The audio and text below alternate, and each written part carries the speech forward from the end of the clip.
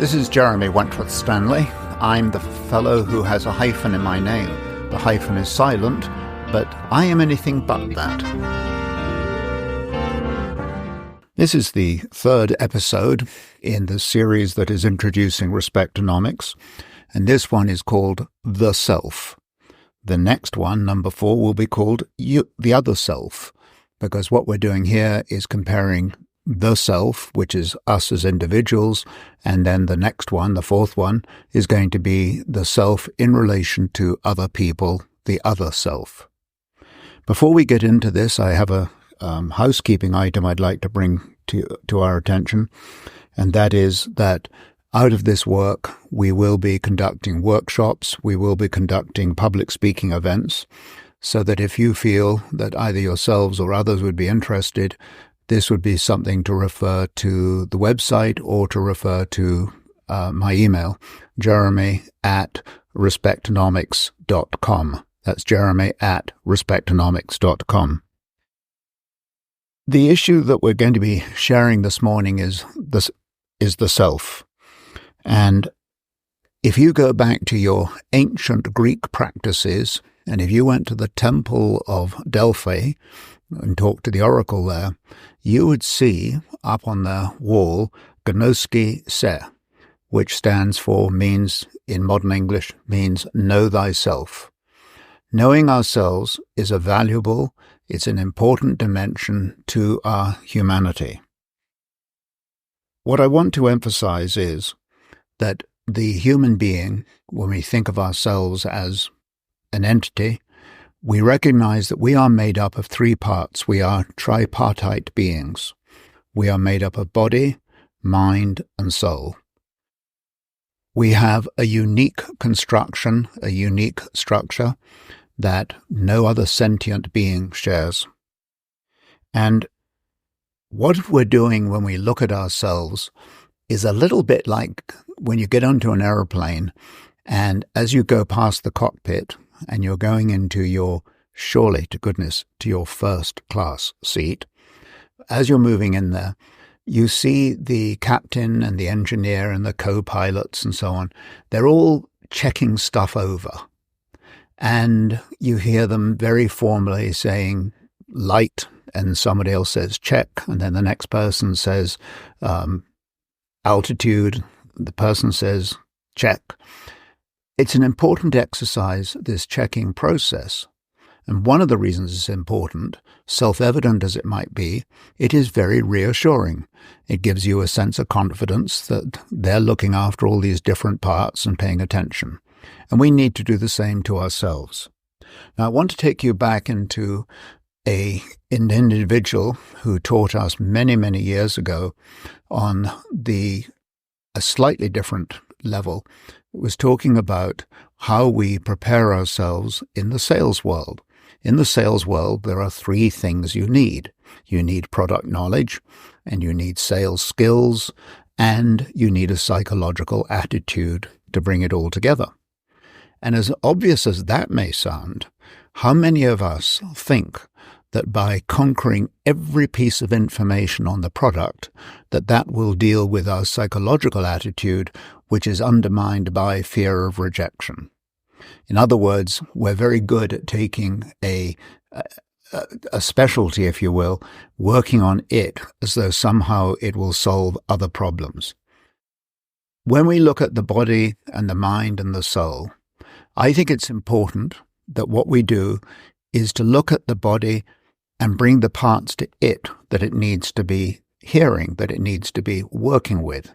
Same with the mind and the same with the soul. I think of the combination of body, mind, and soul a little bit as in a computer. We have hardware, do we not? What I'm looking at the moment is hardware. We have a mind, which I think is the software. That is where the material is processed. My voice, my ideas, coming through to you who is listening, that is the software. The soul is the operating system, whether it's a PC or a Mac. The point is that if those 3 aren't in alignment, we do not get a very satisfactory result. And before we go any further, when you look at your computer and when you find that it's not working functionally very well, it's probably running slow or it's not picking up a signal or processing properly, you've heard that expression, it needs rebooting. And we need rebooting. And I hardly mean that in a physical sense. I mean it in the point that we need to be able to turn off and start again. And let us be the ones today that are starting again. One of the things that's very important in the world today is that we find ourselves dealing with a lot of anger, loneliness, contempt, anxiety, hopelessness, and frustration. I don't want to turn this into a negative vortex, but rather what I want to point out is this. When we are functioning, should we say properly, when we are in alignment, we are a great help to those people who are experiencing those kinds of issues. Or put it another way, I call this neural complicity.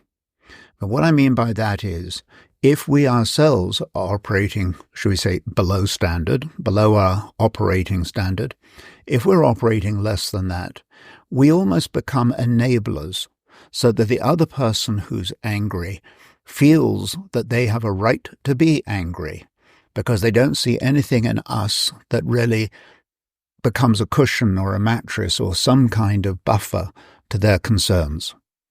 So what it comes down to is that if we have our lives in order, balanced and so on, we have a much better chance of toning down the anger, the contempt, whatever else is on the other side of the other individual. And I call it neural because a lot of what we transmit to another human being is neural. This also needs to be emphasized. The world of computers, the world of Zoom calls, even this itself, this recording, this podcast, all of these events do not have neural content. Neural content is best described, you go to a party and you have a whale of a time and you just have a lot of laughs and everything's fine. And when you come home, somebody says to you, how was the party? And you say, it was fantastic. And then they say, and what did you talk about? And predictably, you will say, haven't got a clue.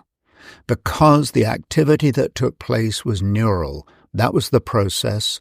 And we transmit to one another neurally when the way we move our hands, the way we move our eyes, the way we move our legs, all of these movements.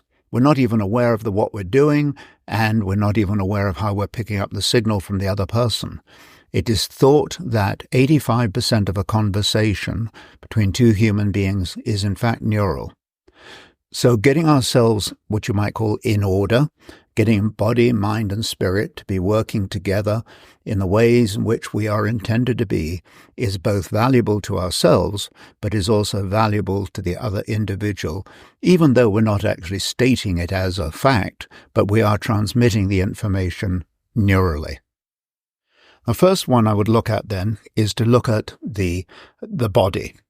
Now, the body, which we've described as being the hardware, exists at several levels. And I want to point out that the levels are, not in any particular order, but our existence as a human body depends on food, what you eat, shelter, water, oxygen, light, people, and rest. Now, I'm fairly certain that most of us would say, wait a minute, say that all over again. Okay, here it goes. Food, shelter, water, oxygen, light, people, and rest. And then someone else will say to me, yeah, I'd like to see that in writing. I'd like to see it in a blog. I'd like to see it in a PowerPoint, in pictograms and big colors. And there's a reasonable request. But we should also recognize that when we're looking at, internally particularly, when we're looking at the fullness of our being, using our imagination is very important. Imagination is beyond compare. I remember once there was a movie which had a ghastly murder in it, but you never actually saw the murder. And the director was being interviewed later on, and made a very interesting observation, because the interviewer said, "How come you don't actually see the stabbing?" And the director replied and said, "Because it is such a horrific event." Fine. But then went on to say, it is the imagination that can conjure up the awfulness. In this case, we're not talking of the awfulness, we're talking about using our imagination to its fullest extent. We look at children today when they're at school, and your traditional, or at least our traditional line is, "Gosh, I hope they're allowed to keep their imaginations going." So this is a part to say, let's reignite our imagination, the food and the shelter, the oxygen, the things that we need for our humanity. And not only that, it's also very private. I want to emphasize that. This is a very private discussion when you're looking at yourself. I don't have the answers for you, and you presumably don't have the answers for me. It's the answer for yourself that matters. It's private, it's internal, it's self-processing, it's very valuable, and it is in fact a direct antecedent of your humanity, and my humanity in my case. When we look at the various parts of the body, we look at things like the food and the shelter, the water and the oxygen. And I'm going to remind you of Sir Isaac Newton. Sir Isaac Newton came up with the paradigm or the formula that for every action there is an equal and opposite reaction. And you may wonder, how does that dovetail with the body? And the reason is because whatever decisions we make for our body, there will be consequences, there will be repercussions. But the one repercussion I particularly want to emphasize now is go back to the flight deck. When the captain is there and the navigators, they're checking over all the screens and buttons and levers and things, one of the things that's happening is passengers are embarking. They're getting onto the plane. And then subsequently, that's called embarking, and then at the end of the flight, hopefully not in the middle, at the end of the flight, the passengers disembark. And the point of this is this, that when we take things into our body, we take in food, we take in water, we take in oxygen, that is a process of intake. But there's also a process of outtake, where it goes out. The classic example is your breathing. I breathe in oxygen. I breathe out carbon dioxide. But the breathing in is a subset to breathing out. And the reason this is important is that in our bodily being, we take things in and we let things out. We go to the bathroom, which, by the way, in our culture is a private event. And what I'm getting at is that we need to be able to take things in, but we need to be able to let them out. If you talk to anybody with a medical condition where there's been an obstruction, where they've been unable to get something out, whether they couldn't breathe out, whatever it is, when they can't do that, it creates great pain and agony. So when we're looking at all the parts of the physicality of our body, what we take in must contemporaneously come with the requirement for it to be able to go out as well. It's a function of the human body. And this process of taking in and letting out is so important because it represents exactly what we're intended to do. We take things in and let them out. We share, we build community. It's the taking in, but the letting out that is the constructive part of how we participate in the general community. One of the things we want to look at next is going to be the mind. So we've talked about the body. Now we're going to talk about the mind. And the mind is the processing unit. It's, again, it needs food, then it needs shelter, it needs water, and so on. I think these points are worth looking at on an individual basis. Because if I say, what is the food for the mind? We could say reading. We could point out that if I'm going to be doing the reading, I need to be able also, just like we said a minute ago about the body letting things out, we also need to say, I may be reading, but the benefit of my reading must be able to be shared with other people. That is the process that we should be engaging in. The shelter. My mind needs to be sheltered. It needs to be protected from the attacks that go on pornographically, the attacks that go on in gossip and contempt and anger. I need a degree of protection or shelter from that. And I think that in receiving that shelter, it's incumbent on us or me to be able to offer that shelter to someone else. The water in our mind, that refreshes, comes from writing. Writing is a wonderful activity. It's anthropological. It goes back thousands and thousands of years. If the cave dweller found it suitable to be scratching on the wall, she had a reason for doing it. And we too should be scratching. We too should be writing. Writing is a very powerful technique. Writing a journal, writing letters. And the flip to that again is, where does that go out? It's very great that I can write. Where does it benefit? Send a letter to somebody. It's one of the most remarkable features that we can do. And as long as it's not a post office strike, mind you. Then we talk about the oxygen. The oxygen, to my mind, is my ability to listen. One of the problems, as you can tell with this process, is I'm doing the talking and I ain't doing the listening. But listening is a tremendously valuable part of our lives. We have the 2 years. Listening is very valuable. And when we do listen, when we hear these ideas and thoughts, we said a moment ago, you write and then you send a letter. In the case of listening, it reoxygenates the brain. And when we listen, that is also when we can show appreciation to another human being. That's a brilliant idea. Let's talk about it. Light. Light is new ideas. One of the problems is that in the world of darkness, new ideas can get suffocated. Now, there's a strange paradox here that we need to be aware of. We need to let the light in for new ideas. When we hear a new idea, quite often it's hostile to us. It's, I think the word is, I want to say anathematic, and it's the wrong word, but it's a word that says we just doesn't agree with us easily.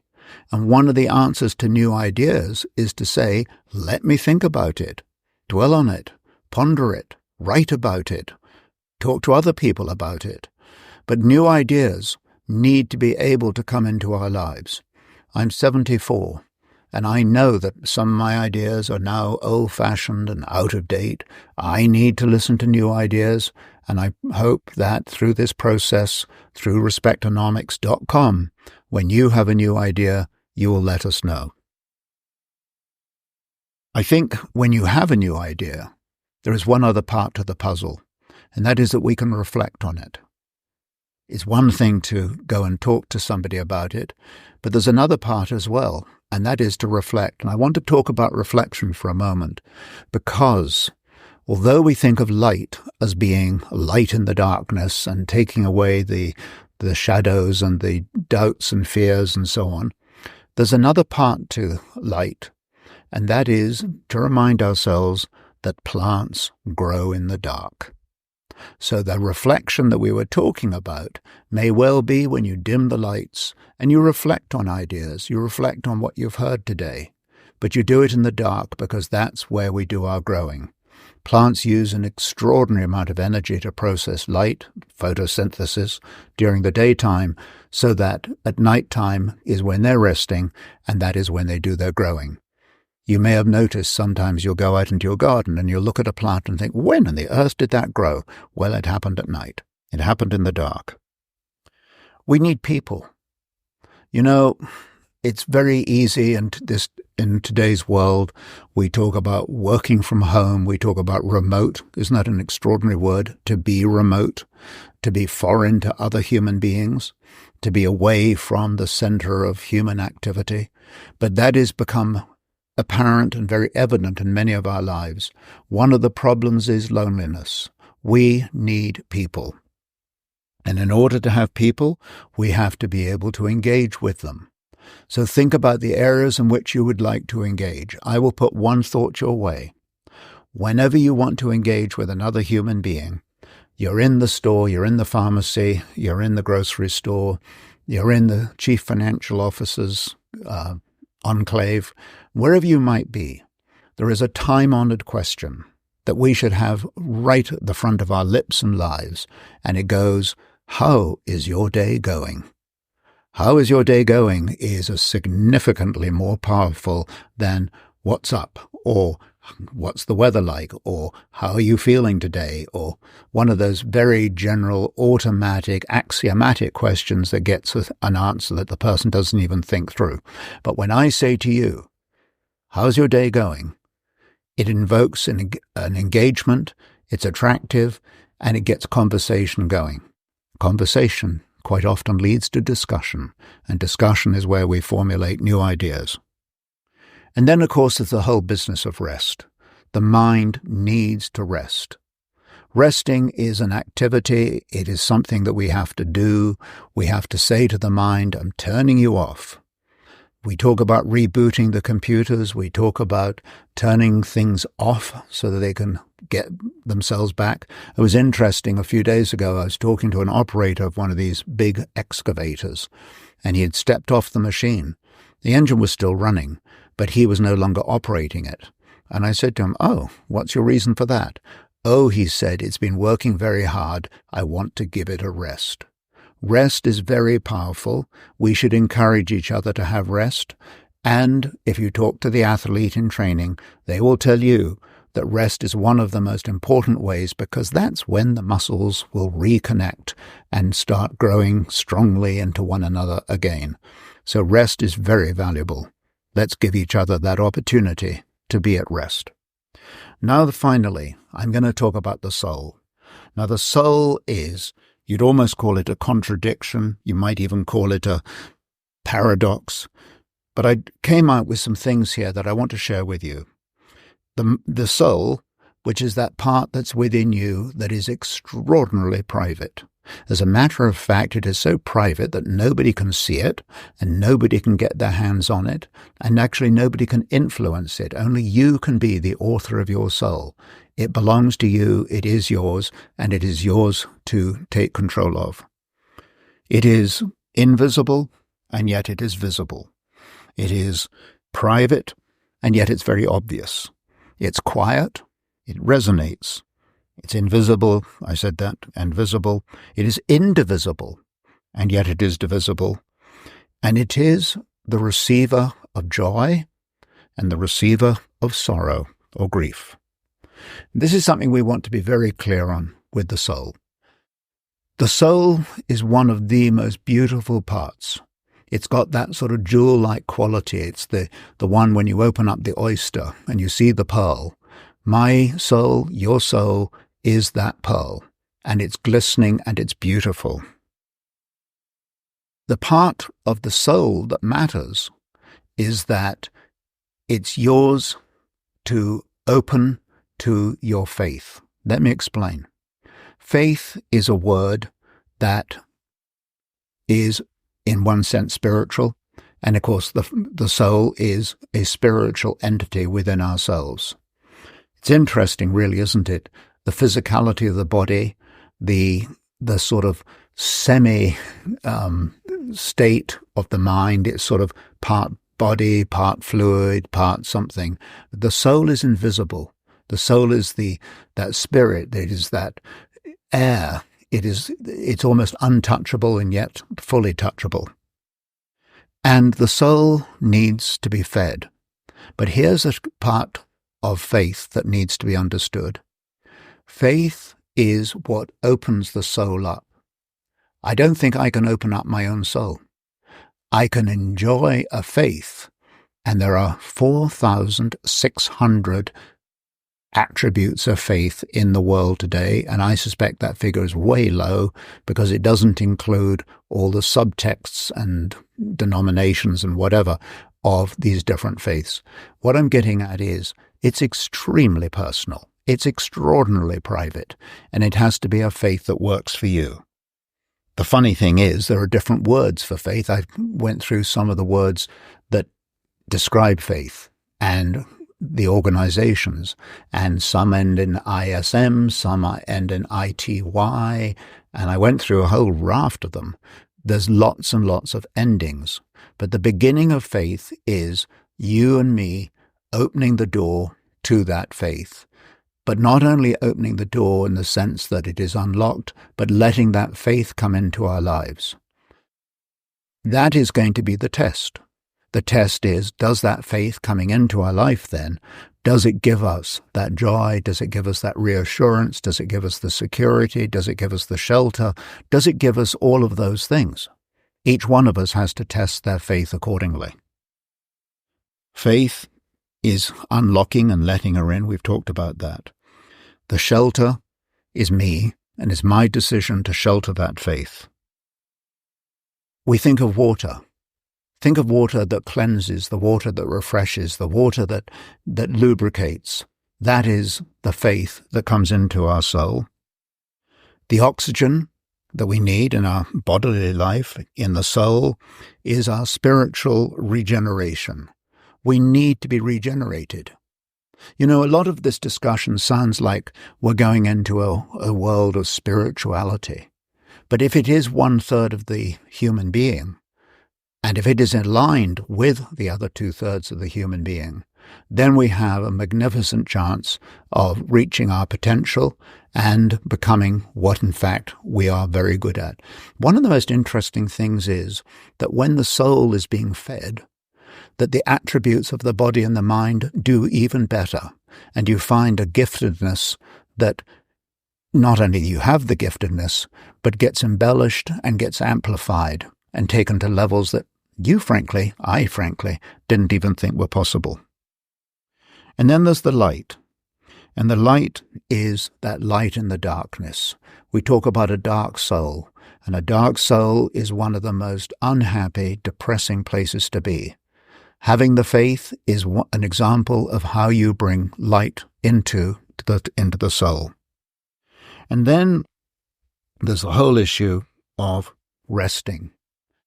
And what I think is important here is to find that fellow human being who shares your faith and enjoy that fellowship with them and rest in that faith through fellowship.